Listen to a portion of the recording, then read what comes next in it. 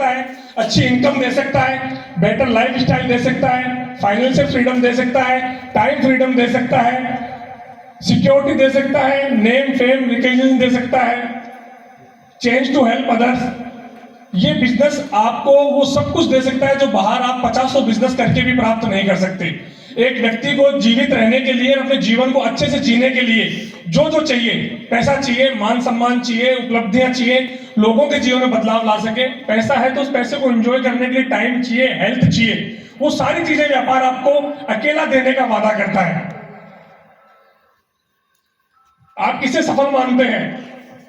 आज अपन अपने आसपास देखते हैं तो 95% और 5% की कैटेगरी के लोग हैं।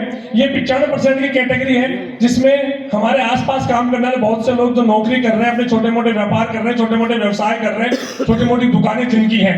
और दूसरी तरफ 5% कैटेगरी के वो लोग जिन्होंने कुछ अपने जीवन में बड़े निर्णय लिए, कुछ अलग काम किए और आज पूरी दुनिया उनको अलग से जान रही है। रॉबर्ट टी कियोसाकी एक बड़े अर्थशास्त्री है, उन्होंने एक पुस्तक लिखी रिच डैड पुअर डैड। उन्होंने बहुत से लोगों पर रिसर्च करने के बाद एक फॉर्मूला दिया कि लीगल तरीके से बिजनेस, लीगल तरीके से पैसा कमाने के दुनिया में 4 ही तरीके हैं। E for employ, S for self employ, B for business और I फॉर इन्वेस्टमेंट। इसके अलावा कोई भी ऐसा तरीका नहीं जिससे पैसा कमाया जा सके। आज अपन आसपास के लोगों में जब सर्वे करते हैं तो पता लगता है कि 95% लोग एम्प्लॉय और सेल्फ एम्प्लॉय की कैटेगरी में है और 5% लोग बिजनेसमैन और इन्वेस्टर की कैटेगरी में है। क्या आप इस बात से सहमत हैं? यस। एक अमेरिका में सर्वे हुआ कि लोगों के पास में पैसा कितना है, तो निकल के आया कि 95% लोगों के पास में दुनिया का मात्र 5% पैसा है और इन 5% लोगों के पास पूरी दुनिया का 95% पैसा है। इसका एक छोटा सा एग्जाम्पल अभी कुछ दिनों पहले हुआ। देश के बड़े उद्योगपति मुकेश अंबानी जी ने अपने बेटे की शादी करी, 5,000 करोड़ रुपए खर्च किए।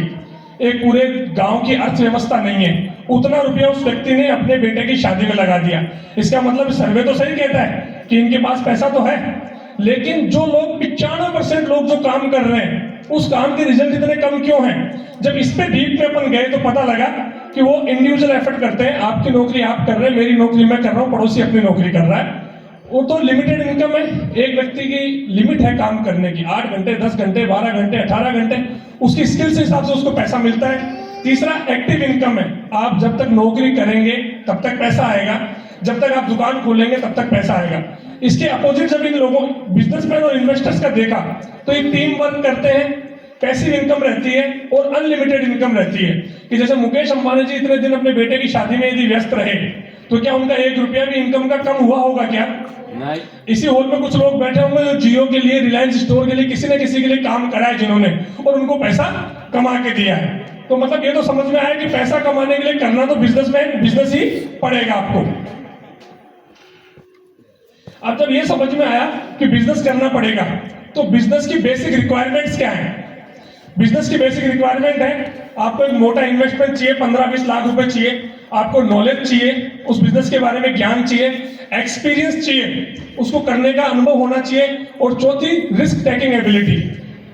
कोई भी मध्यम मिडिल क्लास व्यक्ति ये बाकी तीनों चीजों में जुगाड़ तो कर लेता है, इन्वेस्टमेंट की व्यवस्था कर लेता है, लोन लेता है, जानकारों से ले लेता है, रिश्तेदारों से ले लेता है, लेकिन जो चौथी लाइन है रिस्क टेकिंग एबिलिटी, मतलब धंधा ना चले तो मैं 20 लाख को भूल जाऊं, ये एक लाइन ऐसी है तो उसके लिए हार्ट अटैक के बराबर काम करती है, और यही चीज उसको बड़ा बैरियर है, रोकती है कोई भी बिजनेस करने से। जेपॉल गेट्टी जो सबसे कम उम्र के अंदर अरबपति हुए, उन्होंने सफलता के 3 सिद्धांत दिए कि अमीर और कामयाब बनना है तो आपको बिजनेस करना पड़ेगा। जैसे मैंने अपनी पहली स्लाइड में बताया कि आपको व्यापार ही करना पड़ेगा।